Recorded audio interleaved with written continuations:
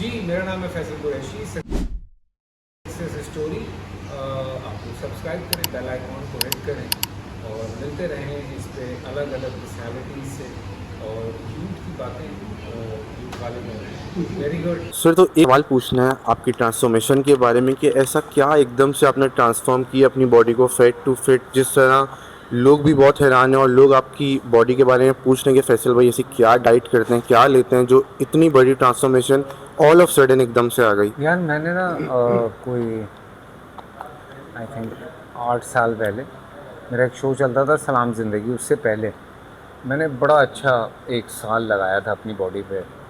और बड़ा मैं I was about to be कि मैं जहाँ पहुँचना चाह रहा था मैं वहाँ पहुँच जाता। ठीक है।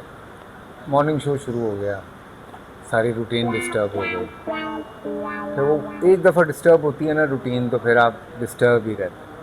अच्छा खैर, फिर उसके बाद हम लगे रहे, शो करते रहे। फिर मैंने थोड़ा कम किया, फिर बढ़ाया, फिर कम किया, तो वो कम ज़्यादा चल रहा था। फिर 5 साल पहले मैं एक सीरियल कर रहा था, दिल मोमिन। उसके लिए मैंने अपने आप को बहुत ज़्यादा स्लिम किया था और मैंने कहा कि नहीं यार, अब मैं यहीं रहूँगा। तो उसके बाद फिर मैं अपना क्या कहते हैं दिल मोमिन किया, मैं जिम शुरू कर दिया। जिम कर रहा था।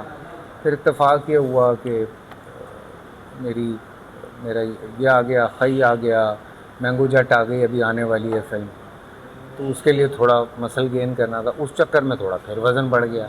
फिर केस नंबर 9 में फिर थोड़ा बढ़ गया। मैंने कहा बैसी की तैसी। तो फिर मैं, चूँकि मैंने केस नंबर 9 के बाद कोई 1 साल काम नहीं किया, तो 1 साल में बिल्कुल फ़ारिग था, घूम फिर रहा था, डाइट के बारे में पढ़ रहा था, सप्लीमेंट्स के बारे में पढ़ रहा था, चीज़ें देख रहा था किस तरह से क्या हो सकता है, किस तरह से आप कंट्रोल कर सकते हैं। तो बहुत सारी चीज़ें करने के बाद नेचुरली मैं फूड, देखो बेसिकली जो ट्रांसफॉर्मेशन है ना, जी। ये आपका फूड मैनेजमेंट। ठीक है। ठीक है, your last meal, your first meal, intermittent fasting, how much calories you are taking. So वो सारी चीज़ें जो हैं वो सपोर्ट कर रही होती हैं आपकी बॉडी। लोग ये अंडरस्टैंड नहीं करते, वो समझते हैं कि एक्सरसाइज जो है वो कोई जादू है। एक्सरसाइज, जिमिंग, वेट उठाना, this is only 20%। 70% is your food, 10% is your sleep. Sleep बहुत इम्पॉर्टेंट है और रात की नींद बहुत ज़रूरी है। आपको रिकवरी नहीं मिलती, फिर आपको रिकवरी कैसे करनी है, उसके सपोर्ट प्रोग्राम्स क्या हैं। उसमें आपको मैग्नीशियम लेनी है या क्रिएटिन लेना है, या आपको मसल को ताकत देने के लिए प्रोटीन लेना है, तो कितना प्रोटीन लेना है, आपको बॉडी को फाइबर कितना चाहिए, आपकी बॉडी के लिए कैलोरीज काउंट क्या है। अगर फॉर एग्ज़ाम्पल मेरा 2200 है, तो मैंने अपने आप को कट किया 1800 पे, ठीक है, 400 का डेफिसिट किया, फिर मैं थोड़ा उसको एक्सरसाइज से और डेफिसिट कर रहा था। सो करते करते करते अब I am taking almost 2100 calories a day. और मैं चूँकि मैं बर्न ही दिन में जो है वो, अभी मैं सिर्फ जिम से निकला हूँ, तो मैंने अभी 670 कैलोरीज जो हैं वो बर्न कर रहा हूँ, सिर्फ अभी जिम से निकल। ठीक है। सो बात यह है कि मेरे पास मार्जिन आ गया है, बट मैंने अपने आप को रोका हुआ है 2000 कैलोरीज। तो बाकायदा पढ़ें इसके बारे में। ठीक है। आस्क योर डॉक्टर्स, जो रेलेवेंट लोग हैं उनसे। और सबसे ज़रूरी होता है your company, your friends. Exactly. This is very important. आप अपने आप को काट रहे हैं, कम कर रहे हैं, मेहनत कर रहे हैं, लोग कह रहे हैं अब कुछ नहीं होता है यार, खा ले पराठा, एक दिन के पराठा खाने से क्या फ़र्क पड़ता है। आप 7 दिन पीछे चले गए। सही बात है। People don't understand that. Exactly. So मेरा अगर कोई दोस्त इस तरह की बात करता है, मैं दोबारा मिलता नहीं हूँ अब उससे। मैं कहता हूँ नहीं, खाऊंगा पीऊँगा नहीं, अगर मिलना है नॉर्मली मिल लो। डिनर का प्लान है, let's do it at 7 PM। Okay. ठीक है, 7 बजे 7:30 बजे डिनर कर सकते हैं। तो जितने कराची के रेस्टोरेंट हैं उनमें पहला कस्टमर मैं होता हूँ कि अगर कभी हम बाहर डिनर पे जा रहे हैं, तो एक पूरा आपको ना एक तरीका बनाना पड़ता है, उसको फॉलो करना पड़ता है।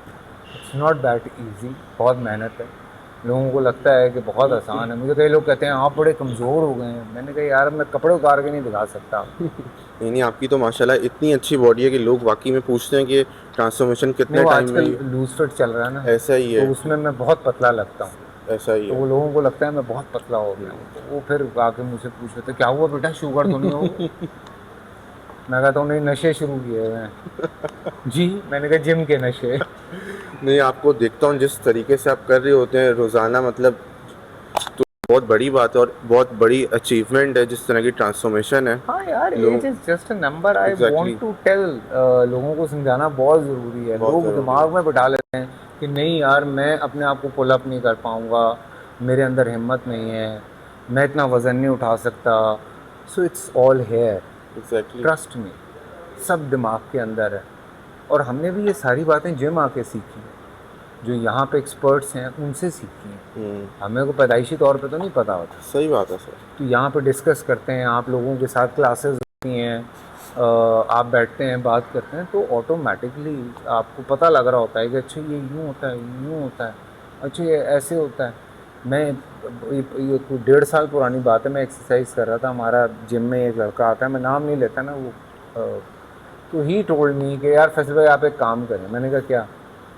कि आप ड्यूरिंग एक्सरसाइज अपना हार्ट रेट 110 से ऊपर रखें, 110, 150, 110, 150, उससे नीचे ना आने दें, फिर रिज़ल्ट देखें। मैंने कहा अच्छा। मैंने कहा चलो मैं 1 महीना कर सकता हूँ। ठीक है। मैंने 1 महीना वो किया और जो उसमें मुझे कटिंग आनी शुरू हुई उसी मांस पे जिसके पीछे मैं पड़ा हुआ था, वो शॉक। मैंने कहा यार ये क्या गेम है? मेरे हार्ट रेट ऊपर रहता है, सिर्फ फैट कटना शुरू हो जाता है। इफ़ यू आर आप अपना मतलब डाइट भी कंट्रोल कर रहे हैं, ये नहीं कि रात को आप निहारी खा रहे हैं, सुबह आके आप वो सारा कुछ कर रहे हैं। तो आप यूँ भी करेंगे तो आपका हार्ट रेट 150 पे चला जाएगा, बिकॉज दिल पे जोर बहुत ज़्यादा है। ऐसा ही, ये तो एक ऐसी बात है कि ये बहुत ज़रूरी होती है आपको नॉलेज फिटनेस हाँ के अंदर। नहीं यार, लोग खाना खा रहे होते हैं, उनको पसीने आ रहे होते हैं, वो कहते हैं यार पता नहीं खाना खाते हुए पसीना क्यों आ रहा है। अरे भाई आपका दिल ज़्यादा काम कर रहा है, आप ये अंडरस्टैंड नहीं कर रहे हैं। This is not good for you. लोगों को छोटी छोटी बातें समझाने बैठेंगे आप, वो नाराज़ होना शुरू हो जाते हैं। सही बात है, सही कि है। भाई ये इसलिए हो रहा है, ये इसलिए हो रहा है, सांस फूलता है। क्यों फूलता है यार? आपका स्टेमिना नहीं है। आप आएँ, आके स्टेमिना बनाएं, स्ट्रेच करें अपने आप को। मुझसे उठा नहीं जाता, मुझसे बैठा नहीं जाता। कैसे पहले ज़मानों में 80-80, 90-90 साल के जो बुज़ुर्ग थे वो साइकिल चला रहे होते थे, 10-10 किलोमीटर पैदल चलते थे। आज भी हम जब नॉर्दर्न एरियाज़ में जाते हैं, वहाँ जब मैं बुज़ुर्गों को देखता हूँ तो उन्होंने 40-40, 50-50 किलो की लकड़ी का वो उठाया होता है और वो नीचे से पहाड़ चढ़ते हुए ऊपर तक आते हैं और वो ऊपर तक जाते हैं। उनको कोई फ़र्क ही नहीं पड़ रहा होता। सही बात।